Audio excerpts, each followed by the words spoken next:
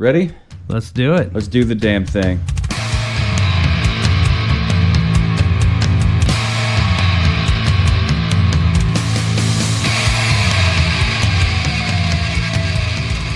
Dear listener,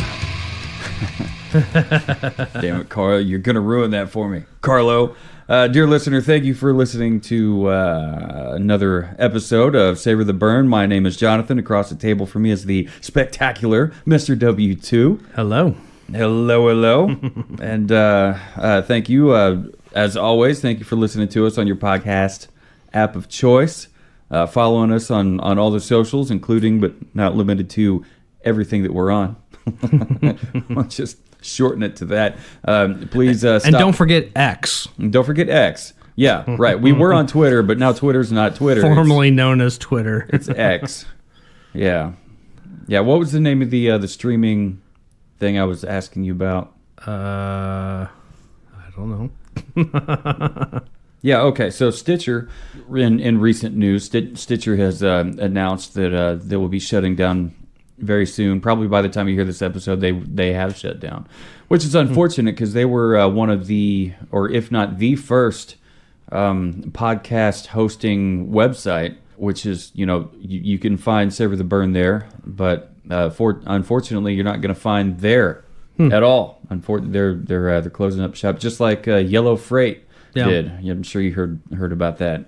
Yep. That's pretty nuts. So, like, companies, not so much Stitcher, but, Yellow Freight's been open for decades, and now they're just done. 30,000 employees looking for another place to work. Scary stuff. It does happen, luckily not with regularity, but I'm really hoping that those folks are going to be okay. But I feel like I just dragged everybody down.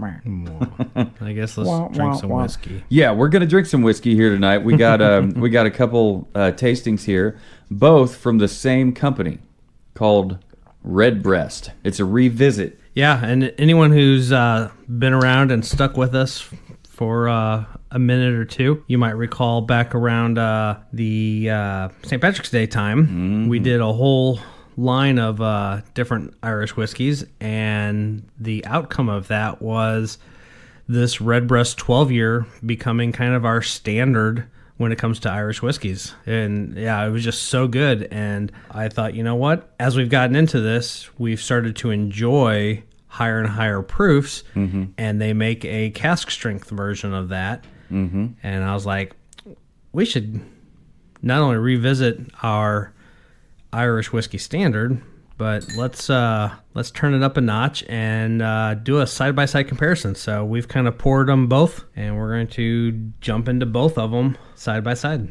Yeah, and just to kind of recap from way back when, you talk about different proofs. The Redbreast 12 that we tried before, is it the same bottle? It's same bottle. Okay, so it was 80 proof. Yeah, and the other one that we're going to try tonight.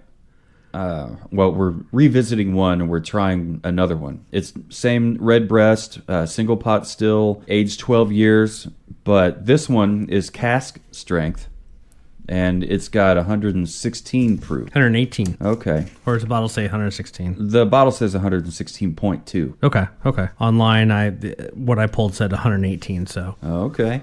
Maybe some casks have stronger strengths. And that makes sense because, it is going to vary from cask to cask. Is it handwritten in by chance on the label on the bottle? It is not. Because I know the Courage and Conviction Cuvier cask strength, that was one that the proof was written in by hand after the fact. And when you go online and look at that one, there's a little bit of fluctuation from barrel to barrel. It makes sense. Yeah. Yeah, but this one, it's just printed on there. Yeah, I'm very excited about this. This one, Redbreast uses a really nice dark green glass. It's a slightly different shape than what you would consider your standard shaped glass. And this is their 12-year. So this is kind of, which is a good amount of aging, especially when you compare it to a lot of the bourbons and some of the ryes that we've done over the episodes. This is their entry level. Yeah, they start at 12. They start at 12. And then they've got their cask strength, and then they go to 15, and then 21, and then 27. And those can get kind of pricey. they start to jump up quite a bit. Yeah. The 15, and I say this very loosely, but the 15 is still relatively, what's the word I'm looking for? Affordable. It's still it's $130 bottle. Wow. Huh. So I'm not running out and buying it. I'm not running out and getting a whole cabinet full of them. Definitely not. But when you go from the 15 to the 21, which is, that's a 6-year jump, but that then becomes a $349 bottle, somewhere in there. And they can keep it. They can have it. And then the 27 year, which they trade in the green glass, and it's probably wrapped, so it's probably the same bottle, but it just has a nice finished full bottle wrap on there. But it is a gorgeous deep crimson red color. It's a $680 bottle. Yeah. Which compared to some of the Pappies and some of the higher end Blantons and some of the other ones that we've seen price tags on, $700 is not terrible compared to some of the other ones, but I'm not buying $700 whiskey. Nope. Yep. Same here. Ain't gonna happen. Lo siento, bro. With the red breast, I think first go around, we didn't have our rating system. We didn't. We just kind of threw a number out there. I think we were kind of loosely throwing a number out there here and there. We weren't kind of making that a standard format of any kind. I just gave it a 1 to 10. I don't even remember what we gave it 1 to 10. I'd actually have to go back and revisit that myself. But I do know that out of all of them that we tried, this one smashed all the other Irish whiskeys that we tried. Yeah, we had I think we had Green Spot. We had one that wasn't an Irish whiskey. It was Devil's River. We did the Devil's River. We did the Limavady. Yeah. And we did the Limavady. Something. Limavady. There's one more. The Quiet Man. And then was there 2 more? And then the Jameson Orange. Okay, yeah. Yeah, and the Jameson Orange, we made that cocktail with it. Was that the Bow Street Smash? Yes. Yeah. All right, so this has got like a creamy, it's got a vanilla to it. It's got some apple. Yeah, a lot of apple on the nose. Which is indicative of your Irish whiskeys. Color-wise, I'm sitting here looking at them side by side, and I think it may be maybe a slightly lighter, maybe. Like a light gold? Oh, you're talking about one against the other? Yeah. Huh. I don't know. They're very similar. Very. The tasting notes that I pulled from online say mahogany. I think it's more of a tarnished gold. I thought mahogany was a dark wood. As you said that, I recalled talking about that. To me, this is more of a tarnished gold, tarnished. I wouldn't say amber, so yeah, I would say like a tarnished gold. I say we put some on the mouth and see what happens.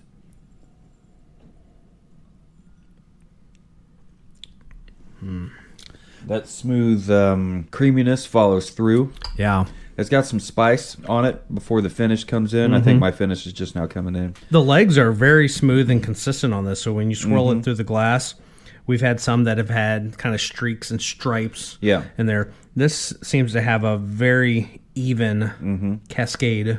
On the nose, going back a bit here, nose aroma smell, it says clean and fresh. What the hell? Like, is that supposed to be like laundry detergent or something? Or whatever? I don't know. Linseed, nuts, cake, honeyed sweetness. It's got that. Yep. Touch of sherry. I don't know if I can smell that or not. Actually, I know I can't. I don't have a lot of experience with sherry. Cream soda, I would say, yeah, that's that creaminess. Vanilla, yeah, vanilla and creaminess. And some peppery notes. The peppery hit me. The spices on the palate. Yep. Or on the palate? Yeah, on the palate, right before the finish. But with a bit of a burn. A lot of talking. I'm definitely picking up. The notes say ginger cake. It says cake on the nose, but in the palate it says ginger cake. I don't know if I've ever had ginger cake. I don't know if I have either, but there's definitely a ginger quality to it. So I'm kind of tying those together. Ginger and Mary Ann. And Gilligan. Oh, I see where the you're going with this. Millionaire's Wife. Gar. No, but ginger spice. No, so it's good. It's really good. I like it. Tasting it again reminds me exactly why it was that we called this the new standard for Irish whiskeys. I mean, it just has such a nice, smooth creaminess to it. And a lot to give. Yeah, and the finish has that spice on there, and with it being that creamy, it's a nice long finish. And so, yeah, it's just, there's a lot to enjoy there. Yeah, it's not just a sip that ruins your throat, your entire trachea, and then like it's gone. Luckily, it leaves you with a little something sweet. This one that we just tasted, the regular 12-year, I no longer have the box for it, but if I remember correctly, it was a dark red box, whereas the cask strength is a dark blue box with a nice copper lettering on there, and then the label on there. What I love about the packaging and the whole presentation with it, especially if you go online and look at their entire offering, them all side by side, is each variation on their whiskey has a slightly different bird designed to it. So you look at the bird on the regular 12, and it has not taken flight yet. Right. And the cask strengths, its wings are spread. Yeah. And then it just continues on up through the 15, 21, and 27. Wow. And I think it's kind of cool that they've kind of carried a theme throughout all of them, and very elegant, very classy. So when you go to buy Redbreast, is it always in a box, or is it? It is, yeah. Okay. I got mine in a box. I think it's a lot like the Blanton. Blanton's comes in a box at the distillery. Very rarely have I ever seen. I mean, I very rarely see it anyway. But at your local liquor store, you never see the Blanton's box. No. And even more so, it also comes in a brown bag, kind of like the Crown Royal type bag. You usually don't get that either, but the distillery, it's in the bag, in the box. Oh, wow. Huh. Yeah, I've never even seen a bag. I didn't even know it came in a bag. I've seen it in the mesh, like the plastic kind of mesh. Oh, yeah. Thing. To keep the bottles from clanking together. Yeah. Yeah, I've seen that. The more you know. So when it comes to these notes that we have typed out for us here, with the flavor taste palette here, it says assertive and complex, spices, sherry, toffee, ginger cake, which you already said, Brazil nuts, and treacle. I think that's how we pronounce that, treacle. And I think last time we talked about treacle, we had no idea what it was, and we looked it up, and I have since forgotten. I have too. Lovely. And for finish, it just says spicy and long. I would agree with that. The spiciness takes a back seat, so it's a little more subtle on the finish. But, I mean, you could tell it's there. You got the spice without the heat. And that's just kind of what hangs out and lingers. Oh, Redbreast, did you have to let it linger? We're such a fool for you. Cranberries, right? I believe so. One thing I really loved about Bad Wolves was Tommy Vext. He was an incredible singer, still is, I'm sure he is, but he's, unfortunately well known in his circles for having a bit of an attitude, and when he was in Divine Heresy with Dino from Fear Factory, he used to have a problem, like Dino wanted him to sing a certain way, and I think Tommy wanted to do a little bit of a rapping kind of thing, and Dino wasn't having it, and that was a point of contention. And then, like, as things go, things build and eventually get out of hand. Tommy snaps and like beats the shit out of both Dino and Dino's wife, so he's out. And then later on down the road, it turns out he's starting up another band with the former drummer from Devil Driver, John Berkland, and I loves me some Devil Driver. I almost wore a Devil Driver shirt tonight, but instead I was like, you know what? I bet he's going to wear his Gourmand shirt, so I'm going to wear mine too. Indeed. But yeah, and so the first two Bad Wolves records I think are incredible, and those are the ones with Tommy Vext on them. But I think they've got a new singer now, and they're just keeping on. So I saw you over there. Keep on burning. They're just gonna keep on burning. I saw you over there writing down notes on your stuff. I haven't written mine down at all. Just working on my numbers. Yeah. The little write-up I have here I think is really kind of interesting. It says Redbreast Single Pot Still Irish Whiskey, 12-year, is one of two whiskeys on the market that are 100% single pot still Irish whiskeys. It's the process of making whiskey in a copper pot still from both malted and unmalted barley that makes this Redbreast unique. Moreover, no grain whiskey is added to the 12-year-old. It's highly regarded as one of the best, if not the best, Irish whiskeys. I would agree with that, by notable critics and laymen alike. And then there's us. Yeah, I would put myself in the layman category. Yeah. But yeah, I mean, I just reiterate what we said when we first visited this. Yeah, this is one of the best Irish whiskeys. Mm-hmm. And at 80 proof, I was just thinking about that. What we just tried again is 80. Where we've come from, it seems like here lately, our 80, even 90 proof whiskeys, we've been like, not they could do not better. knocking them, but it's just maybe give them a high five and a attaboy and right. There's a lot going on with this for an 80 proof, a lot. And I also think too that the nice spice on the finish is uncharacteristic of a lot of other 80 proof whiskeys. Mm-hmm. Yep, when it comes to what we normally get out of an 80 proof whiskey, when the finish comes, everything else is gone, including the spice. It's usually an oakiness, or it's a caramel tone or something of that nature. This one has a little bit of a vanilla-y, oaky caramel to it. Mm-hmm. I kept picking up oakiness on here, and I didn't see oak anywhere in the notes. Apple's not in the notes either. No, it's not. But there's very much so a green apple overtone. It's a little bit of sweet, and you get the taste of the spices in it, and that hangs out. It lingers. Yeah, and I like it. I like it so much. On the finish, I'm just gonna go bottom up. Do it. Next to bottom up. On the finish, I gave it a 4.5. Well, look at that. I gave it a 4.5 also. Wow. Huh. How about on palate? 4 1/4. 4 1/4. Okay. I went a little bit more liberal. 4.5. Okay. But why did you give it 4 1/4 and not 2? 4 1/4 is a great rating. Oh yeah. I think I was just kind of leaving a little bit of wiggle room. Mm-hmm. No other reason. I did too. I did too. I don't know what would give me a 5. I don't know what would give me a 4 3/4. So I thought 4.5 is perfect. Nose, I gave also 4 1/4. I bumped it down a little bit just because, just looking at the notes, I wasn't sure what clean and fresh really meant. Didn't really pick up on any linseed. There is a little bit of a nuttiness to it, maybe. Definitely some honey sweetness. Everything else pretty spot on. I didn't pick up on cake. I picked up on like a creaminess and some vanilla on the nose. But actually, you know what? That's still the nose paragraph there. Cream soda, vanilla, peppery notes. I didn't pick up on the peppery notes either on the nose. But everything I did pick up on, which is way more than I usually pick up on a 80 proof, is why I gave it a 4. Okay. How about bottle presentation? Bottle presentation, I don't know if I've given anything a 5 at this point.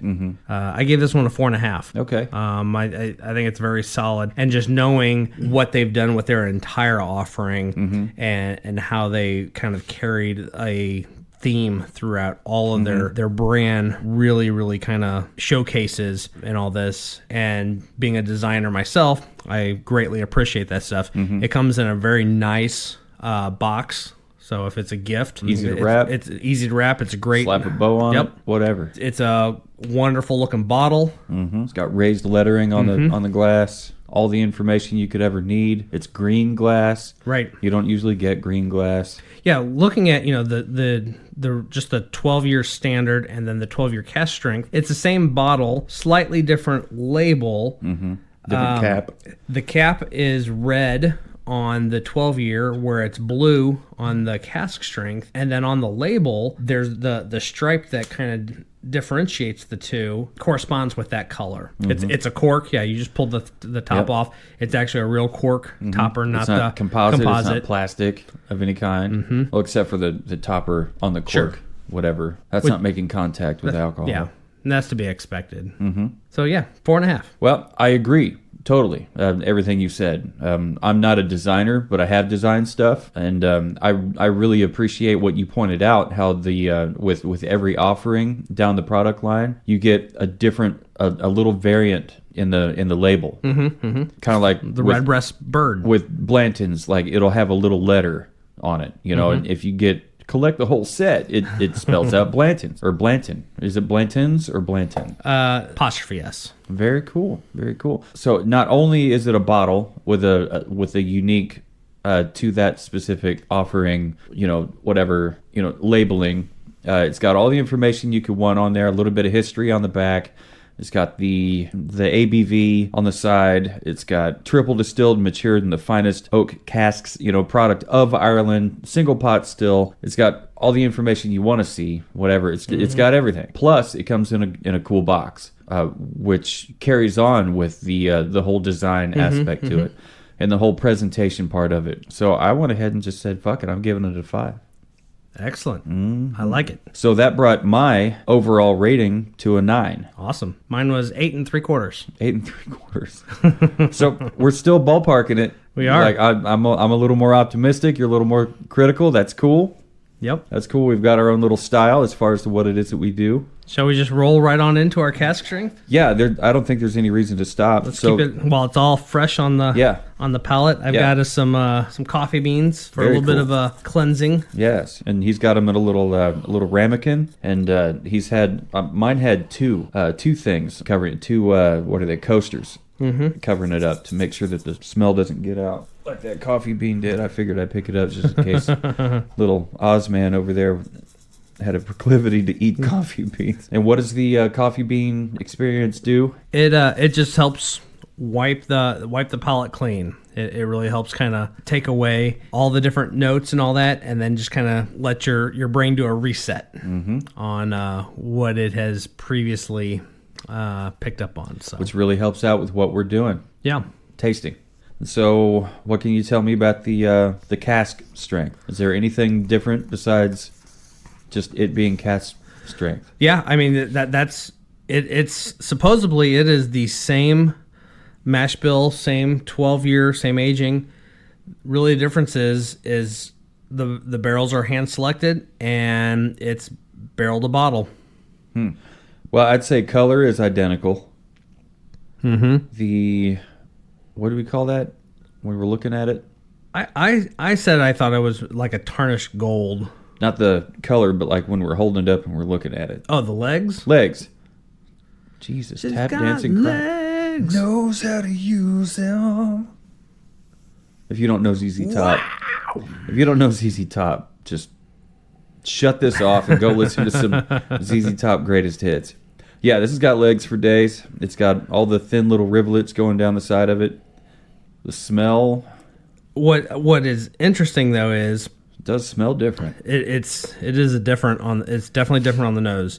The color just says, the first one says mahogany. This one says honey gold, which I think that is more accurate. And like we said, they were very, very similar at glance, side by side. They still look the same to me. I think a honey gold is a lot closer than mahogany. Yeah. Yeah, there's definitely a little bit more heat on the nose. And I'm definitely picking up some pear. Pear. I'm not sure what I'm picking up. It's so damn hot. There's a maltiness to it. And a lot of spices. Yeah. Yeah, I'd agree with that. Spicy, malty, little sweet. Let's see what happens here.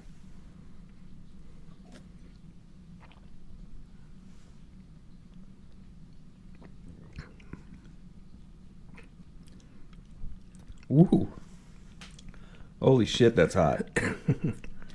This one here on the flavor taste palette notes that you have typed out for us, it mentions a light oakiness, which I thought I was picking up a light oakiness with the 80 proof. Yeah, with the 80 proof. This one here, it comes out and says it. Yeah, so you said malt. I picked up on that. Spiciness on the nose. You picked up on pear. I did not, which is fine. I don't always pick up on pear. I'm not a fan. There's a world of heat and spice to this, but I still feel like it is still very, very smooth. Yeah, it's certainly not harsh, as whiskeys can be, especially Irish whiskeys. So that's definitely a good thing. But yeah, the jump in heat. I say heat is that burn that you get when you drink whiskey. It's the jump you get is very noticeable. Like you absolutely undeniable between 80 proof and 116 proof. 0.2. Yeah, I mean that's the difference of, tavern strength, cutting it down, or just pulling it straight from the barrel. Yeah. Had we done this backwards, we might have thought we were just drinking water. On your notes here under flavor taste palette that you got with the typed out notes, it says rich with buttery baked pears, cinnamon spice apple cobbler, and a light oakiness. Finish just says smooth and coating. Yeah, I'd say it's coating because the mouth heat spice took over the whole damn mouth. It's just like whoo, hot. And it's just as long of a finish too. Yeah, after the heat leaves, the finish is still slightly sweet, and you can still kind of taste the spices. It's long and lingering. It's good. This little tidbit, kind of a rehash, but I'll read it again because it ends with something slightly different. It says, only a handful of Irish whiskey still use the single pot still process. Oddly, it's not about a specific type of still. Rather, it means using a combination of both malted and unmalted barley in the mash.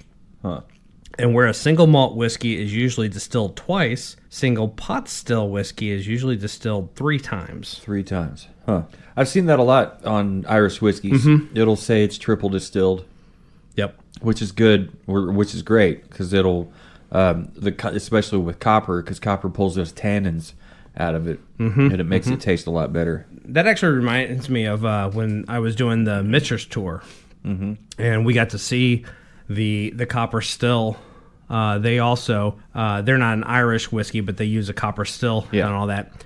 And I remember, I think they might be triples distilled also. But I remember, I'm blanking on the right terminology, but there is a part of it that passes through as they're pulling it out of the still. There's a glass window on the front of it, and the first run of it, distillation of it, the glass window on their still has a slight blue tinting around the edges. Oh, okay. And they said that is from the copper that it's pulling through there. Yeah. And then their second phase that they're distilling it, that window was fairly, if not completely clear, because that second process cleans all that up and gets all that those copper elements out of it. That is pretty cool. Hopefully I'll be able to find my way down there someday, and I'll get to poke around and see all the sites and all the things. Before we give our thoughts and our ratings on this, get another pull real quick. There's a lot more sherry on the nose, maybe even also on the palate that I'm pulling on this than I did on the first one. Maybe I need to try more sherry wines, and that way I can know what we're talking about. But yeah, it's got a lot of spicy, lingering spiciness. It says smooth. I would agree with smooth, but it's so damn hot it almost feels like it's not smooth. I think this one would be great in a cocktail, just because it's got more proof for the dilution, but it's also got some, I would say, better tasting notes. I haven't really gotten into it, but it says cinnamon spiced apple cobbler. I'm not picking up on anything creamy tasting or really, sweet tasting. But apple, yes. Spice, yeah. Cinnamon, it kind of goes with the whole spice thing. I don't know about buttery baked pears. Buttery is something that I picked up on the nose on the original Redbreast 12-year, but I didn't really pick up butteriness on this one. But I mean, it says rich with buttery baked pears, so I mean, I don't know what a buttery baked pear tastes like, or even smells like, or looks like. I can imagine it looks awful because they're pears. Who knows? Maybe I might like them if I had them, buttery and baked. But while I haven't written my rating down, but while you're writing yours down, I'll read 3 of the comments that we got on our post in the Kansas City Whiskey Guild group. W2 took a picture of the 2 bottles, with a couple of things from the bar tool kit, and it says Red Breast 12 versus Red Breast Cask Strength. Which is better? But it seems like everybody likes both. But I'm just going to read 3 of the comments. Okay. Holly says, my faves. Andrew says, cask all day. So I guess he's got a bit of a preference over the two. Yeah. Richard says, both awesome, cask better. Now, that's just their personal preference. They don't say why. They don't get into it. Sometimes I like a little bit of a long-winded description when I'm trying to get people to talk about why they think the way they think. A few months ago, I was up at the Whiskey Snug and doing some editing on this here podcast, and I actually had a pull of this Cask Strength, and I loved it. Mm-hmm. Absolutely loved it. Good times. It is worth mentioning, too, that up here at the top of this, it says, Irish distillers stubbornly adhere to their time-tested methods and practices for making the world's most popular Irish whiskeys, including Jameson, Powers, Paddy, Redbreast, Green Spot, and Middleton. By the way, if you go out online, you will find that all of those brands are actually under the same brand. Wow. Huh.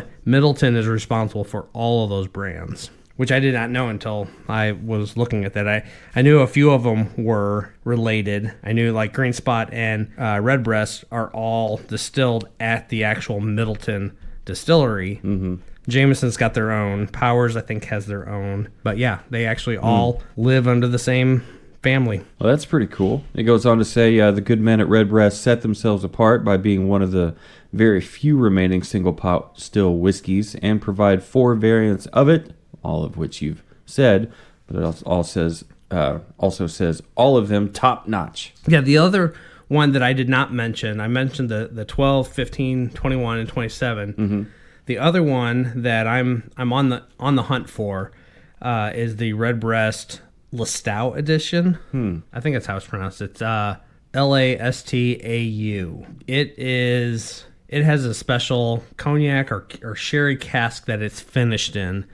So it supposedly is a little bit sweeter and does not have as much heat. I know it's higher than 80 proof, but I don't remember what the proof is on it.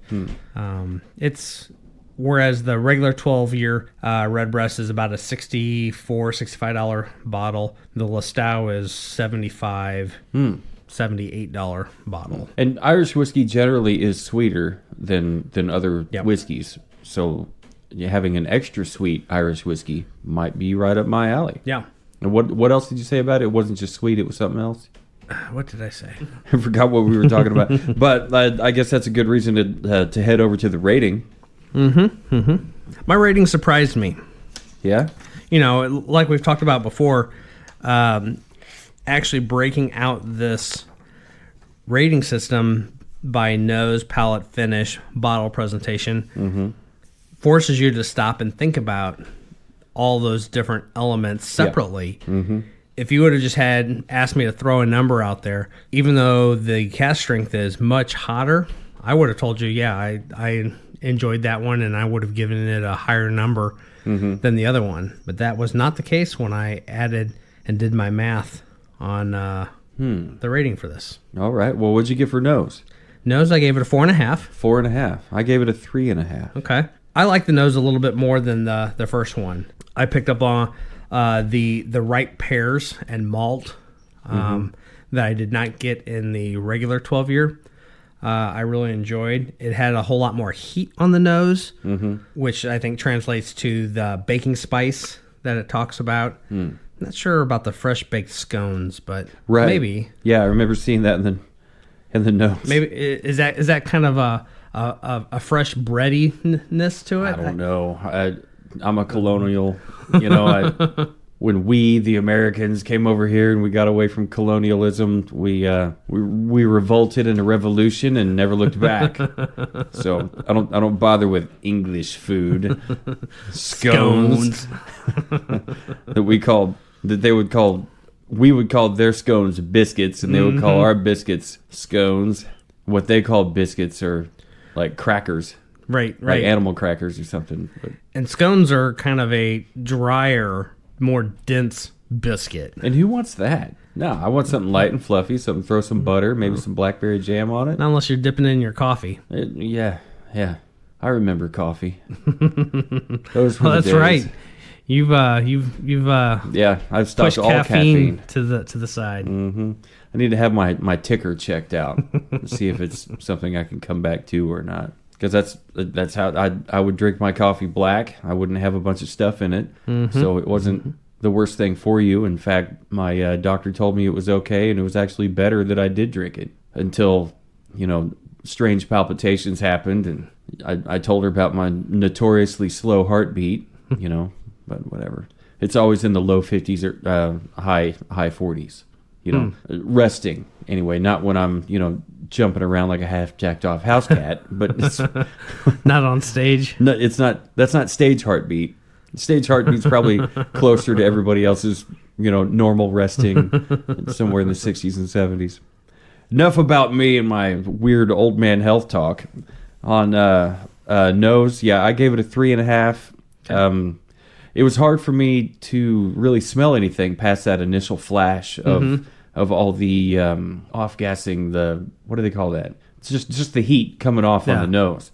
It singed the nose hairs real quick, and I'm like, "Bleh. What the hell was that? How am I supposed to smell anything now?" I guess I could have buried my nose back in the coffee beans, but I'm too tempted to eat the motherfuckers. But yeah, so I didn't really pick up on all of the all these notes here. Maybe some of it was subliminal, not even subliminal, because you said malted, spices or whatever, and I'm like, yeah, I can pick up on the malt, because when I hear malt, I think like barley, like malted barley, and I totally picked up on that. I just couldn't. I'm not always quick to identify that's exactly what that is. So I've said before that sometimes that's where I get the like a grassiness kind of flavor or whatever to it. And I'm a huge fan of Oktoberfest beers. Are those barley beers? Well, they're very, very malty. Malty? Okay. There is a lot of malt flavor that comes with a Oktoberfest beer, and so I can usually pick up malt quite quickly. I've eaten a lot of malted milk balls. like Whoppers. Yeah, those are. I love Whoppers. They don't. That tastes like a different kind of malt. Than like beer malt. Really weird. I don't know what's what. Maybe I could do a little research and figure out why it's so different. But I'm sure it's elementary to somebody that knows the difference wholeheartedly. So on the palate, once I got past the initial shock of the spicy of the heat on the nose, I couldn't pick up everything here that it said in the tasting notes: rich and buttery baked pears, cinnamon, spiced apple cobbler, and a light oakiness. I did pick up on the light oakiness almost immediately, and there was a lot of spice. There was apple, the cinnamon. I would consider that one and the same with the spice. With the cobbler also. Yeah, with the cobbler, but it didn't wow me, like the other one did, probably because it's a lower proof and whatever. I don't know what. Anyway, so I'm definitely not talking smack, but I gave it a 3. All right. I gave it a 3. I gave my palate a 4. Gave it a 4. How about the finish? The finish, I gave that a 4.25. 4.25. Okay. Which I was down a little bit. I was a 4.5 on the previous one. So the finish was a lot hotter, but it still had a nice smooth. They said smooth and coating. Yeah, I don't know what that means. Yeah, I'm not sure either. The coating part. It definitely was smooth. It was definitely long, and there was a lot of heat and spice with it, which I didn't find off-putting. I enjoyed, and so 4.25. The heat, I attributed that to the flavor, to the taste, the palate. I didn't include that into my finish. So once the heat was gone, all I was left with was the spice and the smoothness and the lingering kind of smooth, spicy sweetness. So I kept mine at a 4 on that one. I'm not sure what I put on the last one. 4.5. Okay, so it dropped a little bit, probably just because of the abrasiveness is the wrong term, but like the amount of the heat I was still kind of reeling from at the end of the before the finish kicked in. In bottle presentation, I'm still locked in at a 5 for every single reason that we said beforehand. I'm still Yeah, I mean, when you pointed out that the birds were different and how it always comes in this cool box, like, and the bottle's cool. You know, it's not an amazing looking bottle or anything. It's not like fireworks going off or whatever. You know, it's not like the Notebook or whatever. I don't know what the fuck that meant. Anyway, so like I love the presentation of it. I love how it was packaged and put together with all the thought that they put into it to put this whole thing together. So that's why I'm keeping it locked at a 5. And I probably would at least a 5 for all the rest of what they offer. Yep.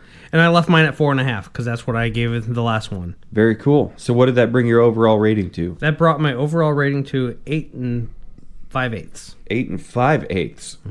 0.625. Mm-hmm. For those out there trying to do math with us. I actually wrote down 8.58. Idiot. Of course, 8.625. Yeah. So my overall rating is 7 3/4. That's still a really good rating. 7.75. Yeah. So it's still better than average. Mm-hmm. It's still an offering with quite a bit to offer. It's not plain. It's not average. It's just better. But it's got a lot more heat to it. Mm-hmm. So I would say if you like or love the Redbreast 12-year at 80 proof, but you think it would do better if it had a little bit more proof to it, definitely check out the cask strength. It's still Redbreast. It's still 12 years. It's still, single pot still, triple distilled. Mm-hmm. And what's interesting about this is, it's got a little extra heat to it. It's one thing to put one whiskey up against another whiskey and try to compare side by side on two different whiskeys. Here, we're talking about, it's essentially the exact same whiskey. The difference is one is been pulled out and cut down to a specific proof for bottling, and the other one is straight out of the barrel. Mm-hmm. What's gone into that barrel is exactly the same. They're both aged the same. That's really the only difference. But what the outcome is are two vastly different whiskeys. Yeah, so I wrote down here, if you like or love the original 80 proof Redbreast 12, but I always thought it could use a little more proof, grab a bottle of the cask strength. Well, Mr. W2, do you have any final thoughts on these two offerings, the Redbreast 12 and the Redbreast cask strength? Just by taste and gut alone, I would have told you hands down cask strength was my favorite out of the two. Mm-hmm. But the numbers don't lie. Right. As we kind of gone through this exercise and picked up and pulled apart all the different nuances, my 12-year standard squeaked in a little bit ahead of the cask strength. What was your numbers on that? Nose to total? Cask strength was 8 5/8, and my 12-year standard was 8 3/4. Mm-hmm. So literally an eighth of a point difference. 8.625. Yeah, mine. But cask strength was the lower of the two. Mine was a bit drastic compared to yours. Like cask strength was also lower of the two, 7 3/4. And the original was a 9 for me. I don't know if I've rated anything a 9 before with this rating anyway. Mm-hmm. So so you've heard our thoughts on the Redbreast Irish whiskey, the original Redbreast 12, and you know how we feel about it. So this time was more kind of about the testing and tasting and review or whatever of the cask strength version of it. And what we have to say about that is, if you like or love the original 80 proof Redbreast 12, but I always thought it could use a little more proof, grab a bottle of the cask strength. If it's a little too hot in a single pour in a dram by itself, that's fine, because a lot of these higher proof, anything 90 or above, I would consider maybe 90 or above as a higher proof. Might be a little too palatable for average dude like me to just sip and savor. So I guess any final thoughts? That sums me up. That sums you up. Yeah, you've given me your final thoughts, and I've given the listener, we've both given the listener, the dear listener, our final thoughts. Dear listener. Once again, thank you for listening to Savor the Burn on your favorite podcast app of choice. Unfortunately, not Stitcher anymore. But which definitely sucks for them. They've been around for a while. Thank you for checking us out on all socials: Facebook, Instagram, Twitter, TikTok, most especially YouTube, where you're going to find the bar tool kit giveaway. All the details. I'm sure you've probably seen them by now. If not, pay attention. You're going to damn it, look for them and listen to us. All you have to do is be a subscriber on the YouTube channel by Thanksgiving, and we're going to show our thanks and gratitude to you, the viewer/subscriber on YouTube, by giving away this really cool bar toolkit. Yeah, I think we're still working on the details on that, but I think the plan is to randomly pull a subscriber on Black Friday. Yeah, it's going to be perfect. I think we're going to have Little Henry pull the name. That way there's no bias. There we go. There's going to be lots of names in there. At least I fucking hope so. There fucking better be. Hit subscribe. Follow us on the YouTubes. Send us an email, info@savortheburn.com. Send me, Jonathan, at savortheburn.com. Send the spectacular W2 an email at w2@savortheburn.com. Thank you for subscribing and following us everywhere. And definitely check out the website, savortheburn.com, for all the newest and latest updates that the Mr. Spectacular has been constantly, diligently working hard to keep updated and refreshed and new things all the time. I definitely like it. So no matter who you are and what you're doing, or who you're with, or what it is who you're with is doing, what you're drinking or not drinking for that matter, always remember, dear listener, to keep on burning.